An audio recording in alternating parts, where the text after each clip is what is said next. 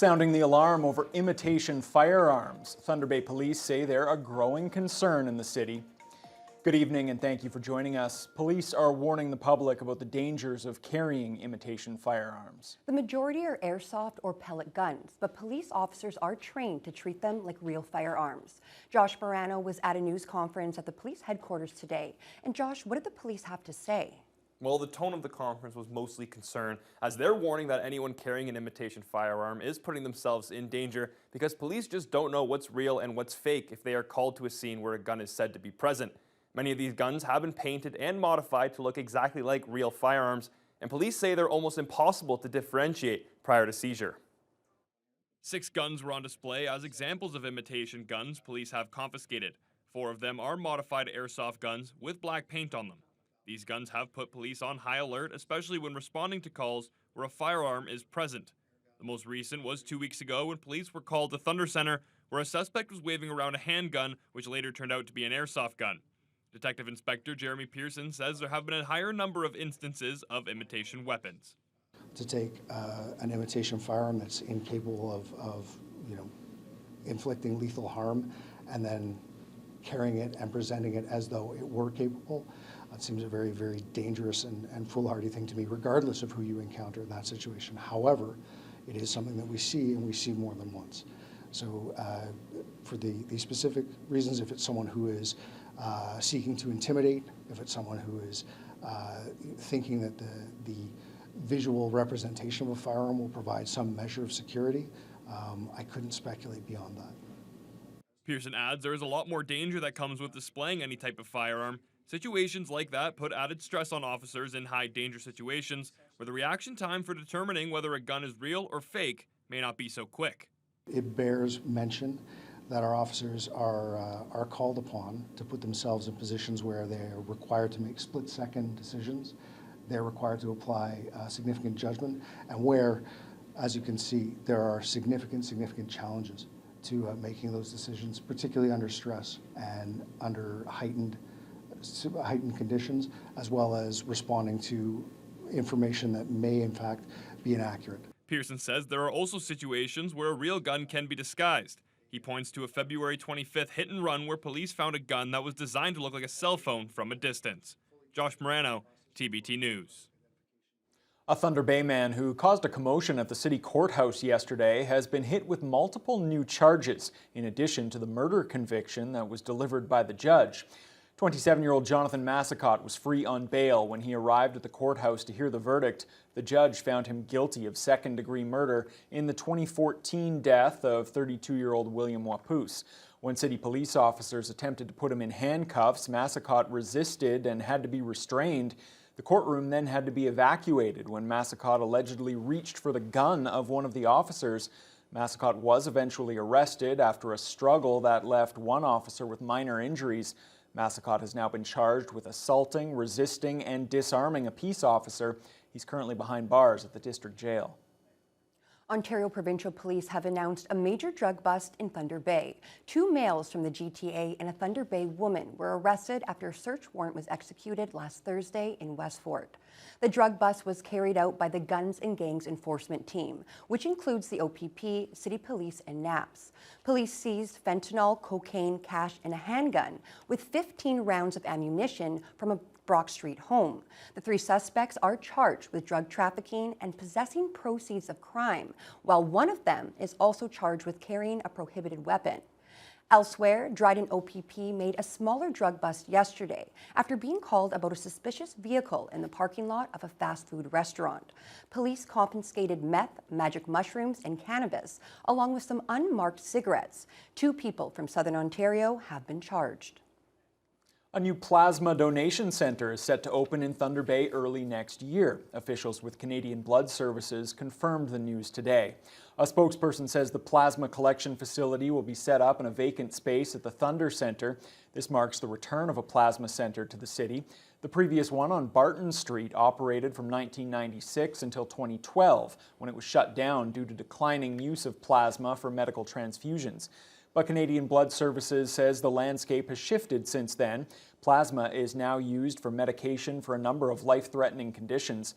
Mayor Ken Boshkoff issued a public call for the return of a plasma donor center last year, and he's thrilled by this announcement. So the fact now that we can actually say that the plasma center will be back, that I think that will make literally thousands of people very happy, and thousands upon thousands of people even happier to receive plasma quicker. Construction's beginning this week, and the center is expected to open early in 2025. A potential strike by local transit employees has officially been averted. Members of the Amalgamated Transit Union Local 966 have voted to accept a new contract, but it was far from unanimous. The voting took place all day yesterday at the ATU office. More than 160 members were eligible to vote, but only 102 cast ballots. About 70% of those were in favor of accepting the new deal with the city. No details will be released until City Council ratifies the agreement next month. The union members had been without a deal since last June and had voted 99% in favor of giving their union a strike mandate if a deal wasn't reached. The union represents drivers and technicians with Thunder Bay Transit and Lyft Plus. Some residents along Highway 102 hope something is finally being done to address their safety concerns. As we first told you on Monday, the Ministry of Transportation has released an online survey as part of an operational review of the notorious roadway. Jess Clement spoke to a number of residents to get their thoughts and concerns about the survey. Residents living in the Highway 102 area are speaking out about the 17-question survey released by the Ministry of Transportation on Monday. The survey is meant to identify potential road safety and operational improvements between Dog Lake Road and Sistinens Corner. Area resident Martin Doyle says he's grateful officials are reaching out for feedback and suggestions, and he's planning to submit a detailed written response that elaborates on his concerns. At the outset, this highway was built to serve the approximately 35 side roads and thousands of residents that are obliged to use it, and not as an alternate for the Trans-Canada Highway. There's been hundreds of letters, emails, comments forwarded by concerned residents regarding many incidents on this secondary highway. Hundreds of transport trucks are driven daily on 102, where there have been numerous serious collisions over the years, including fatalities. Jenna Curtis is owner of Wildwood Variety, just off of the highway. One of those fatal collisions occurred right in front of her store in 2021. She says she worries daily about the safety of her family, friends, and community members. It's an ongoing concern. It's not just the trucks. It's everything. It's the highway. It's how the highway is built. It's the blind spots on the highway. It's the curves and the hills and the maintenance of the highway. There's buses that are stopping on this highway constantly, and I've been pushed off of this highway a number of times by transports going around plow trucks. We've had plow truck drivers that have been killed. It needs to be addressed, and it needs to be addressed by the MTO. The residents have numerous suggestions for keeping the highway safe, including decreasing the speed limit, increasing commercial vehicle enforcement, or building a short bypass on Highway 1117 to reroute transport trucks around Kekabeka. And while some are hopeful the survey will make an impact, others aren't as optimistic. The crashes can be studied, and the solutions can be developed from there. We don't need a study to tell us that it's a crap show out here. I don't think anything is going to come of it. It just seems like they're doing it because they feel obligated to. No one from the MTO was available for interview, but a statement to TBT News says the survey is part of an operational performance review for Highway 102, with the intent to collect information from highway users. The data will then be used to identify potential issues or improvements along the corridor. Jessica Clement, TBT News. A day after employees at Ontario liquor stores held a day of action, protesting Premier Ford's plan to expand alcohol sales in the province.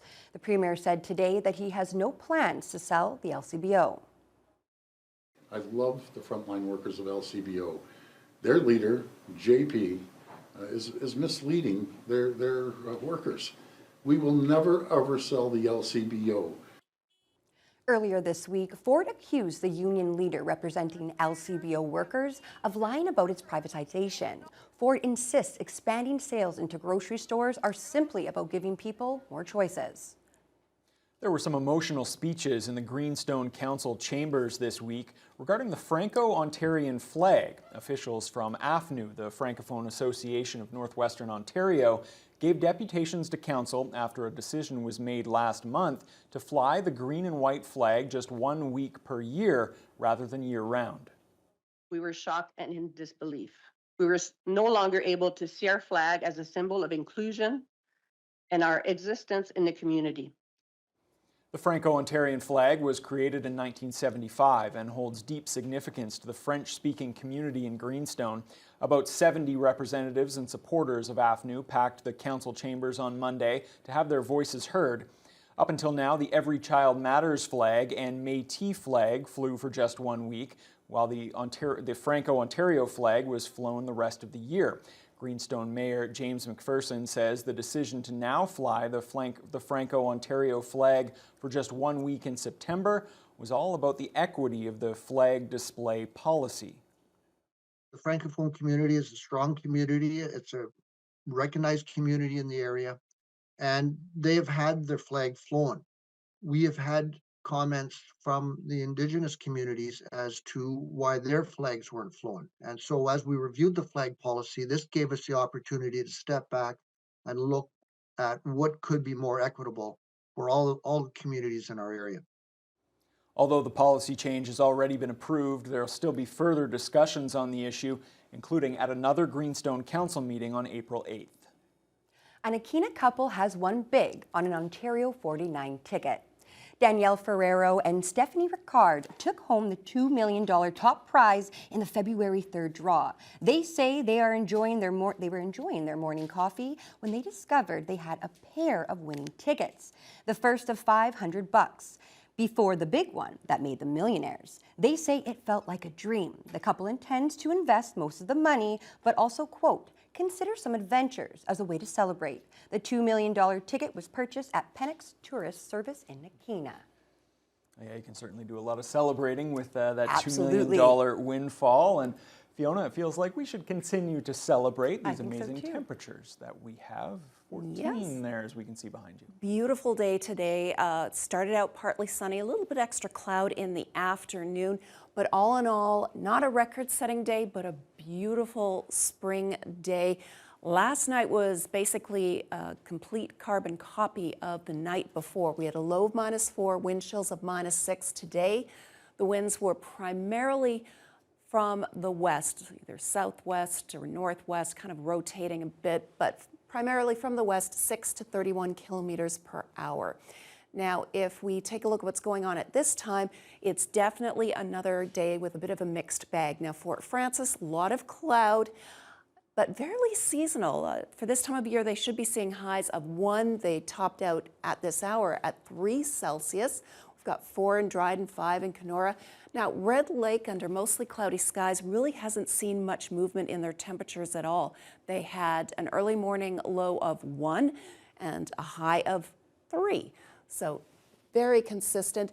And then we head eastward and you suddenly see double digits in Uppsala at 10, Armstrong and Greenstone, loads of sunshine, and they are both currently at their high of 7 and 6 Celsius respectively. Similar temperatures down into Marathon, and then Wawa experiencing a bit of a cool spot at 3. Mostly cloudy in Sault Ste. Marie. They topped out with a high of 11. They're currently at 10 Celsius. Here in the city of Thunder Bay tonight, we will once again, no surprise, slip back below the freezing mark to -4 and a wind chill of about -7 with just a few clouds.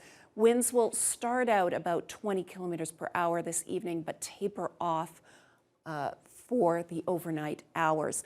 And as we head into the second half of the work week, guys, temperatures are going to remain above the freezing mark for the next few days, but it's actually looking like we're going to see a bit of a cool down as we head into the weekend and into next week. So we'll have to see what Mother Nature has in store after that. Okay, thanks a lot, Fiona. All right, let's turn our attention to national news now. Canada's carbon pricing is set to go up next month, and with the high cost of living, many premiers are calling for the Trudeau government to put a pause on that. And it's not just Conservative premiers. We'll have those details when your news hour continues right after the break. It went as far as to suggest to the Prime Minister that he could achieve a win if he listened to the growing calls against the carbon tax and reversed his decision to increase the tax